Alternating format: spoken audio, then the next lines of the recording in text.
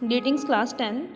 Today we are going to start limitations of Mendeleev classification. Yes, achievements of Mendeleev classification हम कर चुके हैं students कि Mendeleev ने जो पीरियोडिक टेबल बनाई है उसमें कुछ एडवांटेजेस जो हमें दी हैं वो हम डिस्कस कर चुके हैं। आज हम करेंगे कि क्या क्या लिमिटेशंस जो हैं वो मेंडलीव की क्लासिफिकेशन में रही हैं और जिनके कारण क्या है मेंडलीव की पीरियोडिक टेबल को रिजेक्ट कर दिया गया है। Yes, given here electronic configuration of hydrogen resembles that of alkali metals. Like alkali metals, hydrogen combines with halogen, oxygen and sulfur to form compounds having similar formula. कि जैसे ही हमारे पास alkali metals जब halogen के साथ, oxygen के साथ और sulphur के साथ जो भी हमारे पास कंपाउंड बनाएंगे, सिमिलरली हाइड्रोजन भी क्या है ऐसे ही कंपाउंड्स बनाता है जैसे ही वो क्लोरीन के साथ, ऑक्सीजन के साथ और सल्फर के साथ हमारे पास क्या है रिएक्ट करता है। सिमिलर फॉर्मूला हमारे पास आते हैं जैसे अल्कली मेटल्स बनाते हैं। Yes, look here, given here compound of H हमें गिवन है इधर लेफ्ट हैंड साइड में HCl कि जैसे ही वो हेलोजन के साथ रिएक्ट करेगा तो HCl जैसे कंपाउंड बनाएगा। अदर साइड हमने लिया हुआ है Na सोडियम जो कि अल्कली मेटल है। जैसे ही वो क्लोरीन के साथ रिएक्शन करता है तो वो भी हमारे पास क्या है NaCl जैसे कंपाउंड बनाता है। दोनों के कंपाउंड क्या है यहाँ से सिमिलर हैं। ऐसे ही ऑक्सीजन के साथ जब रिएक्शन करता है हाइड्रोजन H2O बनाएगा। एंड राइट हैंड साइड में देखें इधर से अगर जब हमारे पास सोडियम ऑक्सीजन के साथ रिएक्शन करता है तो Na2O जैसे कंपाउंड बनाता है। ऐसे ही अगर वो सल्फर के साथ रिएक्ट करेगा तो H2S और सेम एज इट इज अगर वो सोडियम जो है सल्फर के साथ रिएक्ट करता है तो Na2S जैसे कंपाउंड्स बनाता है। और सेकंड हमें गिवन है on the other hand just like halogen hydrogen also exist as diatomic molecules and it combines with metals and non metals to form covalent compounds. अगर हम अदर साइड्स देखें halogens के साथ अगर इनको कंपेयर करें हाइड्रोजन को तो जैसे ही हमारे पास हेलोजन ग्रुप जो है जो क्लोरीन है जैसे हमने चैप्टर 4 में रीड किया था Cl2 जब भी हमारे पास बनाएगा डायटोमिक मॉलिक्यूल्स कंटेन्स करते हैं यहाँ से क्लोरीन। तो जो ये हमारे पास डायटोमिक मॉलिक्यूल्स होते हैं तो ये कंपाउंड्स बनाते हैं covalent compounds. Same as it is hydrogen H2 हमारे पास क्या करता है कोवलेंट कंपाउंड्स बनाएगा। तो अगर दूसरी तरफ देखा जाए तो इसकी प्रॉपर्टी जो है हमारे पास हेलोजन ग्रुप से भी मैच करती हैं। तो certainly no fixed position can be given to hydrogen in the periodic table. This was the first limitation of Mendeleev's periodic table कि मेंडलीव जो थे उन्होंने अपनी टेबल में हाइड्रोजन को फिक्स्ड पोजीशन नहीं दी थी और इसी वजह से क्या है उसकी ये लिमिटेशंस थी। This is the first limitations of Mendeleev periodic table. Yes, look in the Mendeleev periodic table. Yes, Mendeleev की पीरियोडिक टेबल के बारे में अभी हम देखते हैं स्टूडेंट्स कि मेंडलीव को डाउट था कि हाइड्रोजन को अल्कलीज मेटल के साथ रखा जाए या हाइड्रोजन को हेलोजन ग्रुप में रखा जाए।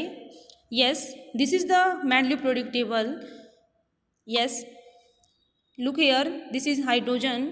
तो हाइड्रोजन को अगर फर्स्ट ग्रुप में रखा जाए अल्कलीज मेटल के साथ और या उसको क्या रखा जाए सेवन्थ ग्रुप में रखा जाए तो उनको ये डाउट था तो वो क्या कर पाए अपनी इस टेबल में हाइड्रोजन के प्लेस को फिक्स नहीं कर पाए थे जिस वजह से क्या था ये फर्स्ट लिमिटेशंस थी मेंडलीव की पीरियोडिक टेबल में।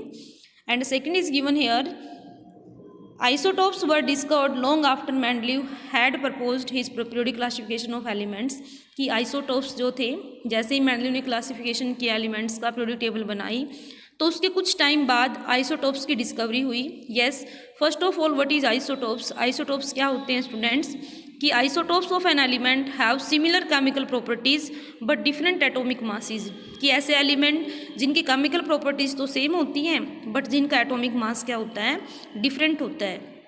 अब अगर एटॉमिक मासेस को देखा जाए स्टूडेंट्स तो मेंडलीव ने कहा था कि एलिमेंट्स को उसकी पीरियोडिक टेबल में इंक्रीजिंग एटॉमिक मास के अकॉर्डिंग रखा जाएगा।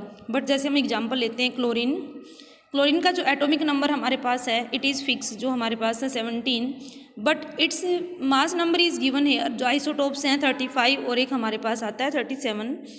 तो इनके अंदर देखें अगर उनके अकॉर्डिंग हम चलते हैं तो एटॉमिक मासेस दोनों का अलग अलग है तो डिफरेंट स्लॉट में होने चाहिए। बट क्लोरीन हमारे पास प्रॉपर्टीज़ क्या कंटेन्स करता है सिमिलर प्रॉपर्टीज़ इसकी रहती हैं, chemical properties are similar here. So isotopes of all elements posed a challenge to Mendeleev's periodic law, and another problem was that atomic masses do not increase in a regular manner in going from one element to the next, so it was not possible to predict how many elements could be discovered between two elements, especially when we consider the heavier elements. Yes देखो given है यहाँ से कि isotopes जो हमारे पास आए students, जैसे ही Mendeleev ने पीरियोडिक टेबल बनाई कि कुछ टाइम के बाद आइसोटोप्स की डिस्कवरी हुई, बट मैंडलिव की पीरियोडिक टेबल में जो कहा था अकॉर्डिंग टू एटॉमिक मासेस के अकॉर्डिंग एलिमेंट्स को रखना है। अगर वो इंक्रीजिंग एटॉमिक मासेस के अंदर हैं तो हमारे पास एलिमेंट सेम है, सिमिलर प्रॉपर्टीज़ हैं, बट मास नंबर डिफरेंट हैं, तो उनको कैसे अरेंज किया जाए, ये भी उसकी सेकंड लिमिटेशंस थी। आइसोटोप्स को नहीं जस्टिफाई कर पाया था। और एक हमारे पास गिवन है कि जो एटॉमिक मासेस के अकॉर्डिंग उन्होंने टेबल बनाई थी, उन्होंने जो इंक्रीजिंग मैनर वाला रूल लिया था अपनी पीरियोडिक टेबल में कि जैसे जैसे, लेकिन कुछ एलिमेंट्स में उन्होंने क्या किया, देखो यहाँ से look in this table, cobalt and निकल, और यहाँ से देखें second is given hair tellurium and iodine. तो इसके अंदर देखिए कोबाल्ट का जो एटॉमिक मास है वो क्या है हमारे पास ग्रेटर है एटॉमिक मास ऑफ निकल, दैट इज़ 58.71, एंड कोबाल्ट का मास नंबर हमें गिवन है 58.93। तो इन्होंने कोबाल्ट को पहले रख दिया और निकल को बाद में। Same as it is look here, जो टेरिलियम है its atomic mass is 127.60 and its iodine atomic mass is 126.90, जबकि टेरिलियम को इन्होंने पहले रखा और जो आयोडीन है उनको बाद में।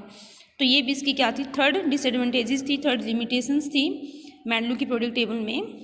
तो these are the some limitations in the Mendeleev's periodic table. Yes first is given here कि क्या क्या मैंडलिव की पीरियोडिक टेबल में लिमिटेशंस थी स्टूडेंट्स, लिसन केयरफुली, कि position of hydrogen was not justified, कि जो फर्स्ट लिमिटेशन थी कि हाइड्रोजन की पोजीशन को ये जस्टिफाई नहीं कर पाया था, फिक्स नहीं की थी इन्होंने हाइड्रोजन के प्लेस को। सेकंड है increasing order of atomic mass could not be maintain, कि इन्होंने कहा था कि एलिमेंट्स को increasing according to increasing atomic mass के अकॉर्डिंग रखा जाए, बट इन्होंने अपने ही जो मैनर इन्होंने बनाया था, जो अरेंजमेंट की थी, उसी में ही मिस्टेक कर दी है। कोबाल्ट और निकल में तुम्हें अभी देखा है, कोबाल्ट को पहले रख दिया जबकि इसका एटॉमिक मास ज़्यादा था, और निकल को बाद में जबकि निकल का एटॉमिक मास क्या था, इससे लेस था।